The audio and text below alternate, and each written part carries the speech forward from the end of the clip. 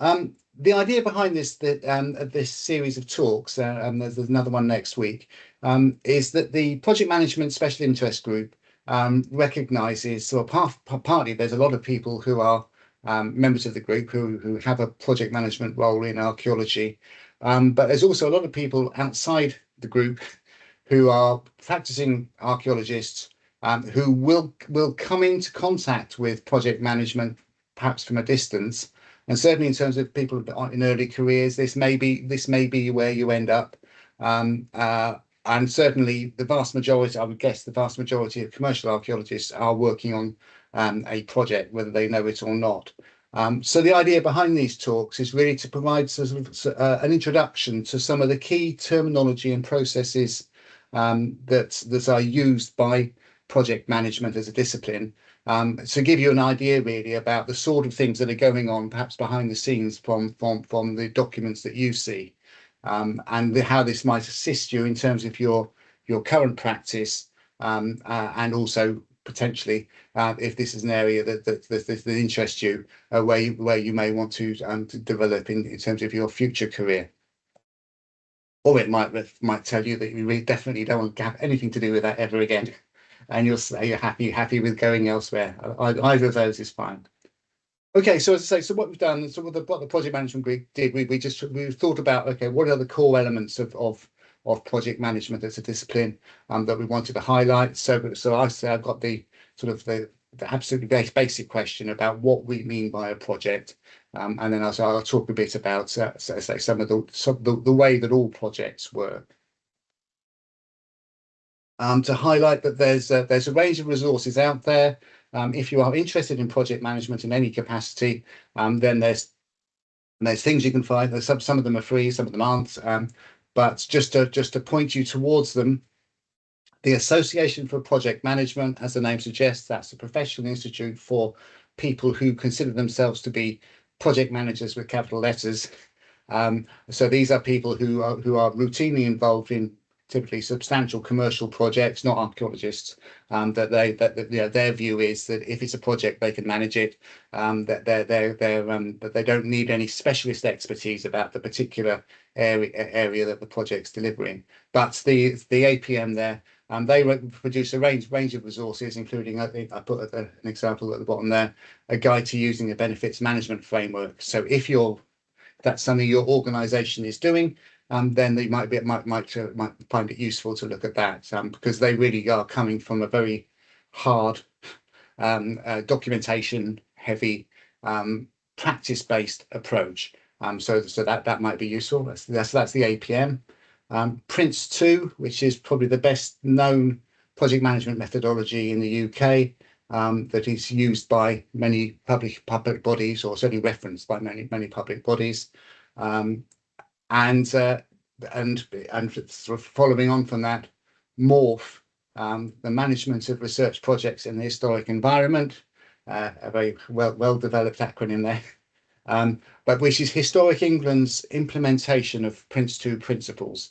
And using MORPH is mandated by Historic England funded projects.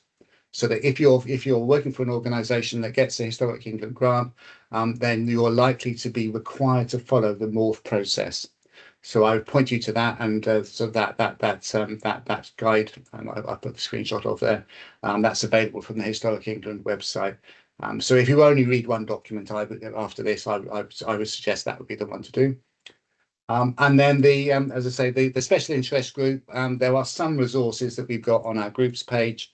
We've got links to a couple of recordings and various other bits and bobs. I think, to be honest, it's quite light at the moment, but there is some stuff there if you want to pursue this further. Okay, so there's things you may want to sort of carry on with, or you can attend next week's talk as well. Okay, so as I say, so we're thinking about project management as a sub-discipline of management in general. What is it that makes a project a project? Projects vary enormously in terms of their, as I put there, their scale and complexity. Thinking about their scope, how many people are involved, how long they take, how much money they cost, who they're working for, all massive range of parameters there. So so which really highlights the question. They can be all sorts of things, but what are they not? Yeah, sort of how do we define this counts as being project? This is something where a project management approach will be appropriate. There's other occasions where it wouldn't. So yeah, so that's a question. I get, sometimes you get organisations say we're going to use a project management approach for everything, and discover that it doesn't actually work very well. Okay, so my definition of a project, I mean, there's lots of definitions out there, but mine is planned activity to achieve a defined outcome. So that's, and I'll unpick the details of that, but that's where we're coming from. There are some hidden implications lurking in that wording, and in the course of the talk, I'm going to draw out what some of those implications are. But just to highlight, okay, so what makes a project a project? First thing, it is temporary. Projects are intended to end. They're not intended to run forever. So if you were setting up an HER service, for example, then an HER service is intended to run forever. So using a project management approach probably wouldn't work very well, because it's asking the wrong questions and giving you the wrong information. So they're temporary. The idea is that you do it and then you stop. Every project is unique. Even if you did a field evaluation from a similar site next door last year, the one you're doing now is different. It involves different people, different clients, different location, potentially different methodology, all sorts of things. So that the problem we have there is that because every project is unique and we're approaching it from scratch, we are having to do a lot of work about how we plan our activities to make sure they achieve the intended outcomes, because we're having to make lots of assumptions about what will work and what won't. So it's important that they're unique, because it does mean that we are always having to adapt to the specific circumstances of what we're doing. So, and again, with the example of doing a pottery report from an evaluation, well, this lot of pottery is different to the last lot, and therefore there may be different. Your approach to it may need to be different. Projects aren't business as usual, so you have to actually define a project as a project, and there's various bits of documentation that arise from that. You can't just rely on everybody turning up and then sort of milling around, and at the end the project will be complete. It needs to be conceived of as a project.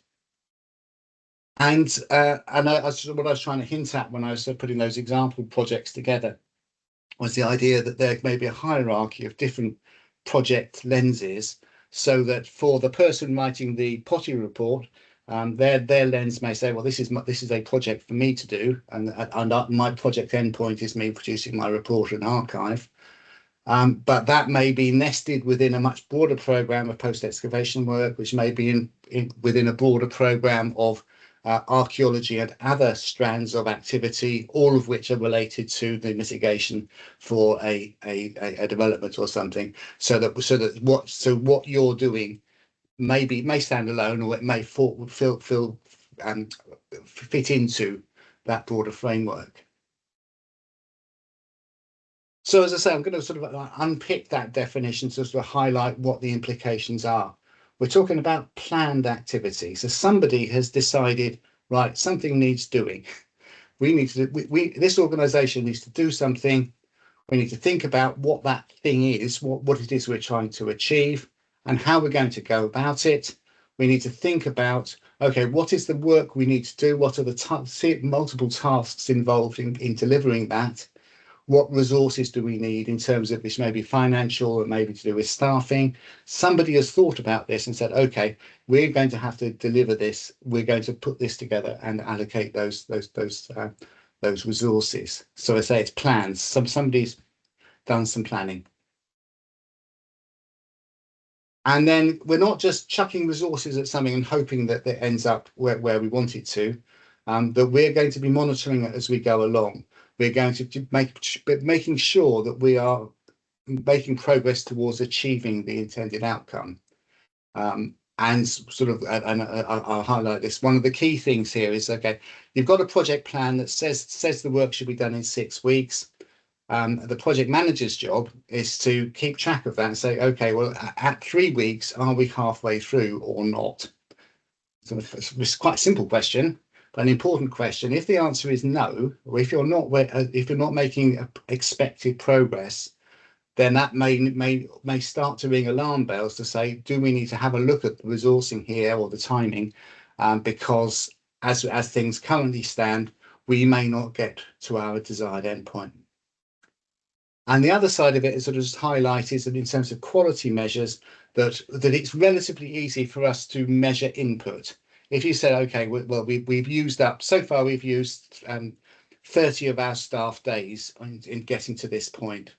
That may be, in some ways, that might be a useful metric, but that doesn't tell us that those 30 staff days have been used effectively, or that they've achieved as much in those 30 days as we would have assumed.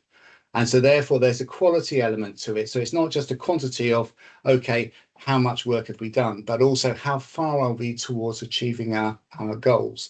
It's a slightly different question. So that sometimes that, you know, like with a if a field evaluation specification says that we need to excavate 10% of the features, then one question would be, how many features have we found? Have we actually excavated 10% of them? And then we can have an argument about sort of how we calculate percentages. But it's not just a straightforward question of saying, okay, how many have you got, but also tying in with that with our outcome criteria. Okay, and then the final bit is that, yes, the idea of a project is it does something. At the point it finishes, it should have done something. And the first thing I put there is it should have delivered a business benefit.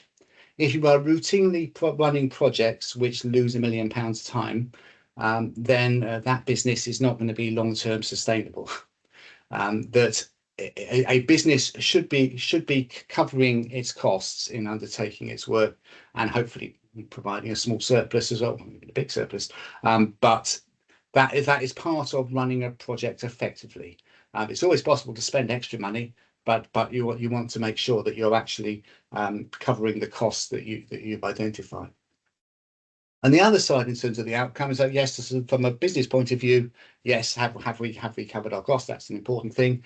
But the second thing is, presumably you did that project for a reason. You wanted to enhance psychological understanding, or make a particular public impact, or to assist a developer in getting permission to undertake their development. But there's something you're trying to achieve, and that's the impact of actually doing the project. And that's what all your efforts are intended to get to.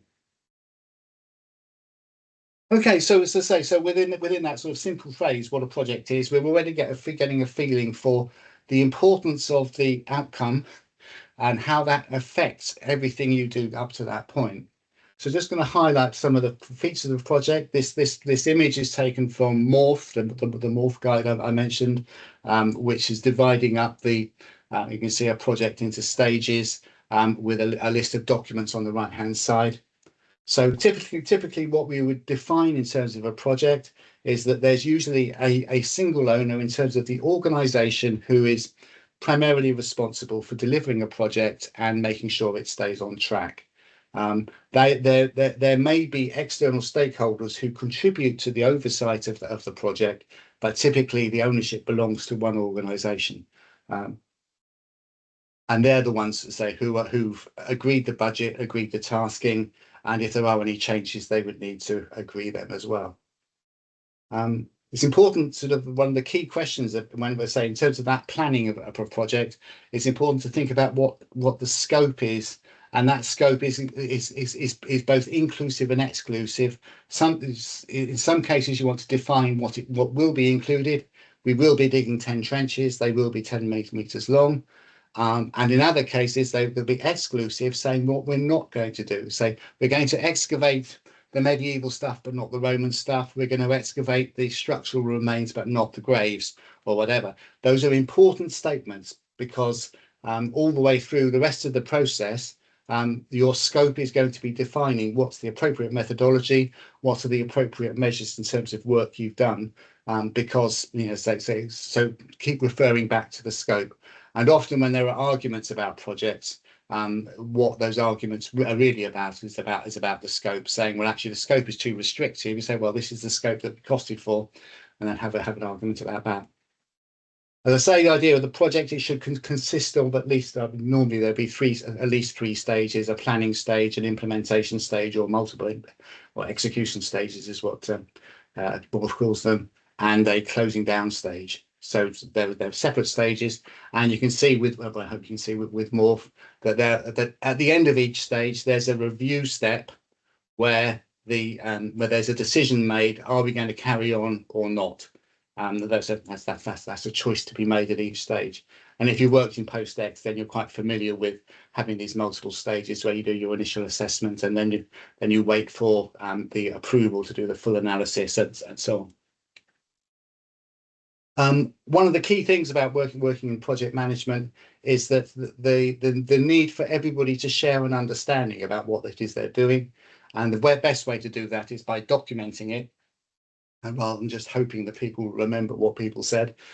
So there's a reason why documents, project management comes with lots of bits of paper, some of which are sort of externally planned, externally shared. Documents like WSIs and so on can form part of a project management structure. But then there are the other documents which are just for internal purposes, but they still need to exist. Typically, as I say, we need to be able to define resources, whether that's staff, existing staff, or staff being specially employed to work on a project, or other things that we're requiring, like bits of equipment or JCBs or whatever. There may be other things we need, or just simple things like context sheets and sample bags. There are things we need to have in place, and if they're not in place, then we can't complete the work. And so linked to that is the idea of having a budget, defining what it is we're expecting to spend. And again, it's important to set that, because if we don't know how much the budget is, then we don't know how well we're doing, whether we're overspending or underspending. And the last point is just to highlight with all projects involve risk, and say, coming back to them being unique, that the person planning the project has got limited information, and hopefully they try to find something out, but they'll be making decisions based on limited information. So therefore there'll be some areas where there is uncertainty, and so we expect there to be quite sophisticated risk management. So for example, if you were planning to excavate a site that was next to a river, one question you'd have to think about is say, oh, if it flooded, how would that affect our work? Well, we can guess that, but it might have a quite substantial effect. It may make it actually impossible for you to complete your project. And in that case, okay, well, what could you do about it? If you're planning a piece of work, what can you do? One option is to mitigate, to say, okay, we're going to allow for the fact that the site might flood. We're going to buy in some sandbags and a pump to have on standby just in case. Or the alternative approach is to avoid the risk and say, okay, well, we're only going to excavate this site once we've got a forecast that confirms that there's no risk of flooding whatsoever. So there's different approaches, but what we're thinking there is saying, how do we manage that uncertainty? We've got limited information. We've got having to make assumptions about the way it's going to work. There are some things which we can control for. There's others we can't. But it's good to identify the ones we can't control, so that we know to take account of that. I mean, one issue might be like at the moment, if you've got extreme heat, working in extreme heat, what are the implications there? Does that affect our working practices? Does it affect our work output? Probably does. And again, what we might want to think about that. We can either hard code those in and saying, okay, we're going to monitor this. Alternatively, you just say, okay, that will have an effect, but we can't do anything about guessing what that might be, because it's the weather, so who knows. Okay, then, so in terms of the process, sort of running through the sequence of a project, when it's starting up, typically there will be a business case. And as I said, the idea, sort of most projects, the idea is that the organization can complete the project without losing a fortune. And the only way they know that for sure is by defining in advance, but as we've got there, the scopes, costs, benefits, and identify the resources that are required. So typically that would be there. And in some cases, to say that type of documentation I've got there, sort of something that we'd recognise as a project plan, would be something like a WSI or a project design or a specification to meet a brief. But you will notice that a lot of those documents that we see publicly circulated don't, for example, include anything about the costs. And there's good reasons for that. But just to highlight that that you would expect if someone's setting up a project, there will be a budget. Even if it's not there, then it will be somewhere else. But they will need to have that in place. And then in the middle there, put their governance structure. As I said, the idea that if you want to bring in stakeholders and have them involved in overseeing a project, which is not a bad idea, but having that clarity about who's responsible for what, who can make decisions. If you suddenly realise, oh, actually, we're going to have to extend the site for another 3 weeks, and it's going to cost us an extra £50,000, somebody somewhere needs to be in a position to authorise that. And that's where your governance structure comes in, to make sure that your changes are approved rather than just going off and carrying on spending money that you haven't got. And then in terms of delivering, this is what the vast majority of most archaeologists spend working, whether they know it or not. They are working in work packages. Work packages are broken down bits of the project, down into individual tasks, which have got staff attached to them and costs attached to them.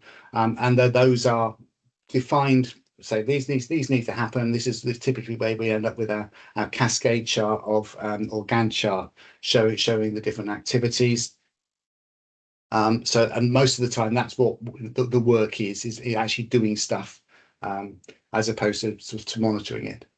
One of the key things, as a key principles that are highlighted, is the project manager will be measuring progress against the plan. So they've got an idea.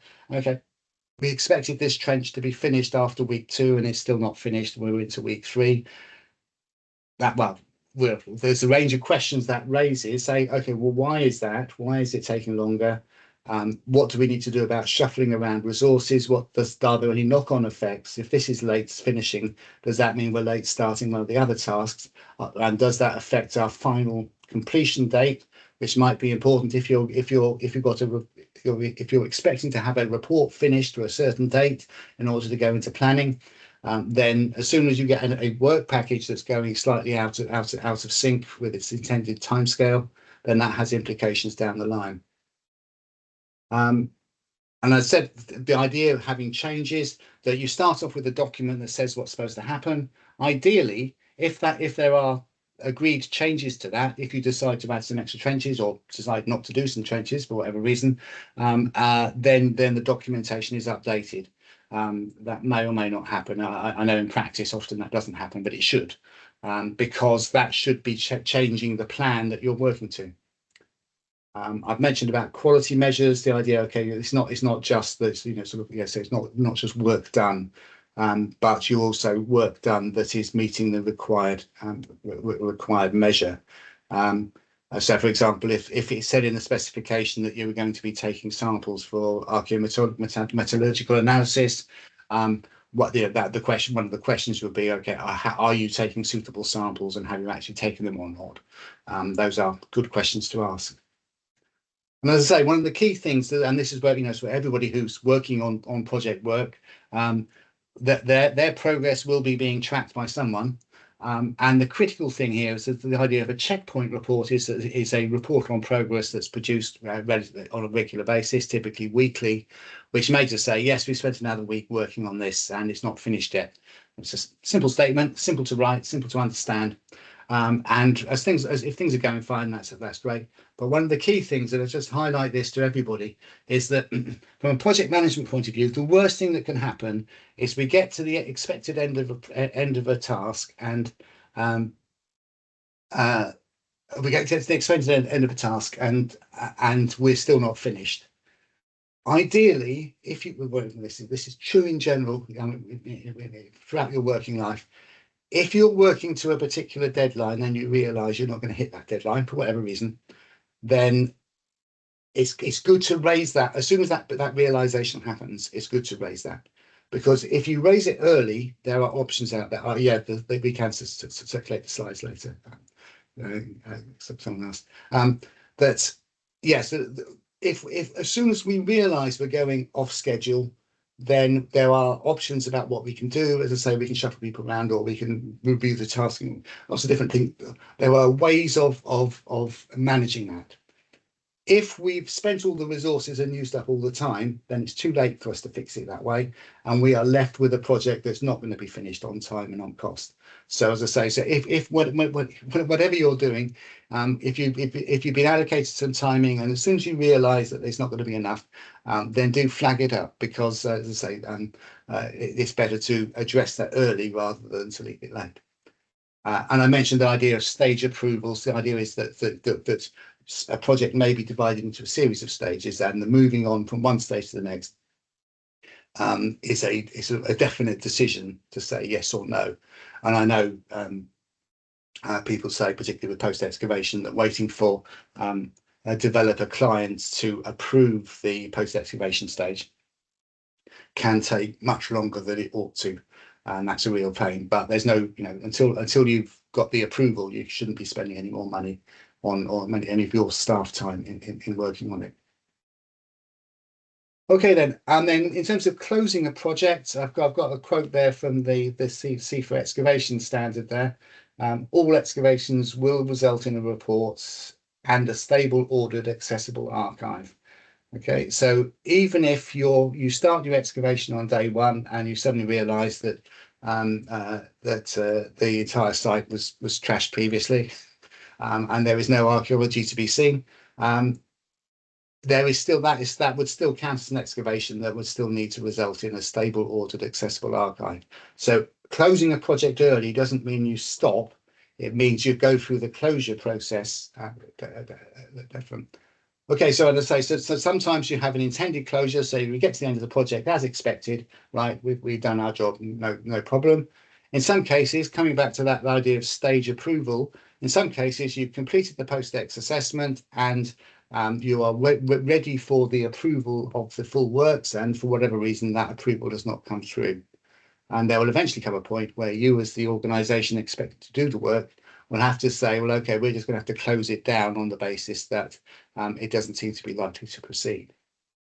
So if that happens, if we have early closure, then we want to realise the outputs if we can.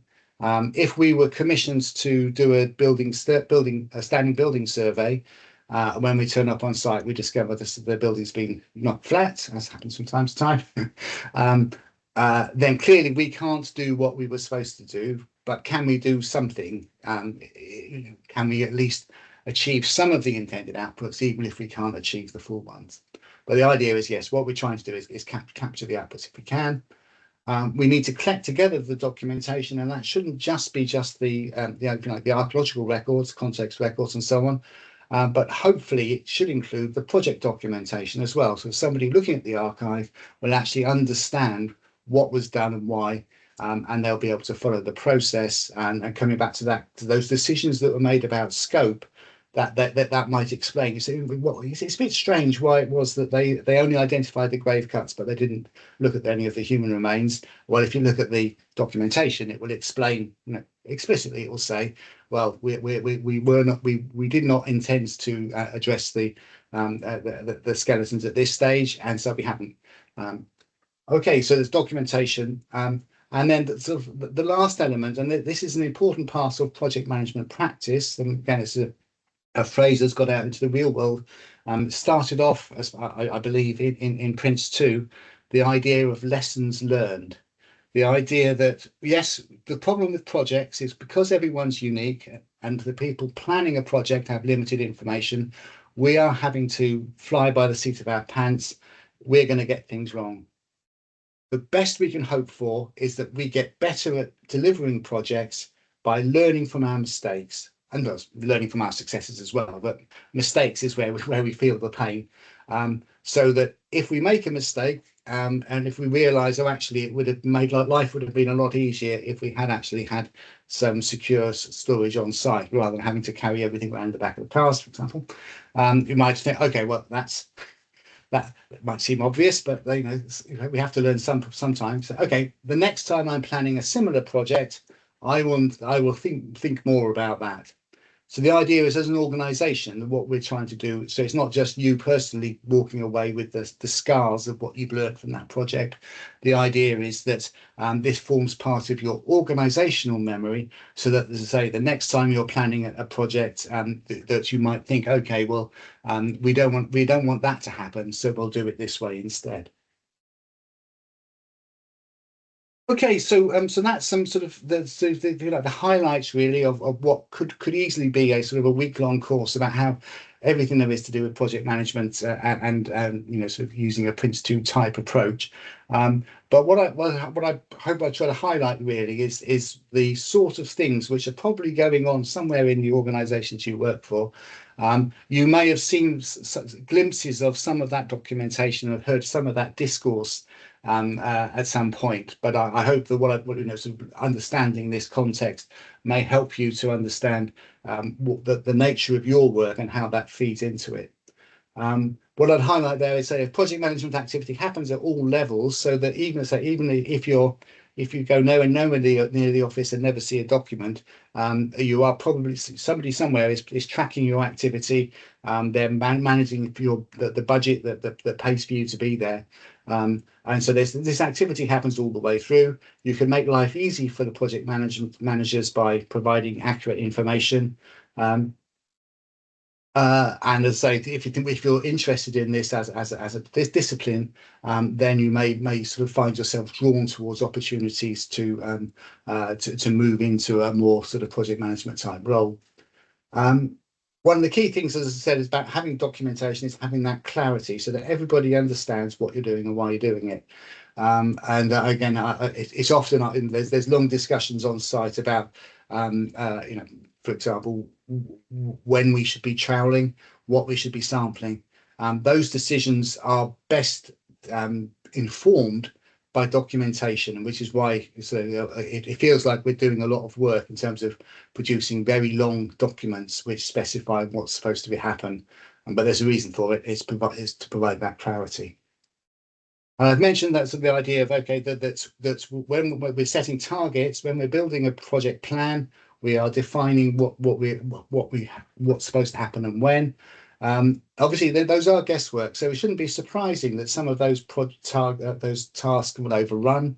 But it's important to highlight if that does happen, it's worth saying it. If you know you've been given 2 weeks to do something and it's not going to be finished, then the sooner you can mention that, the better. And there's this concept of management by exception. The idea is that if things are running according to plan, everybody just can keep things ticking over. But with what they talk about managed by exception, you say, okay, we're going away from the plan. The plan is not going to work for some reason. Therefore, we need to make some decisions. And again, I've highlighted there the importance of the project scope at the start, that critical question, which feeds right back to the need for the project in the first place. You're there to answer a particular set of questions. You're not there to guess how much archaeology there is in this site. There are some specific questions that you are intended to answer.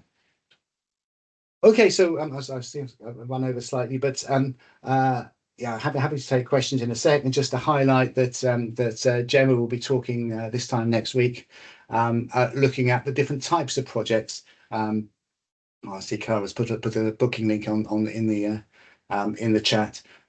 So yeah, just to highlight that will be looking at the different sorts of projects and what comes with having a different types of funding, and the challenges that they create.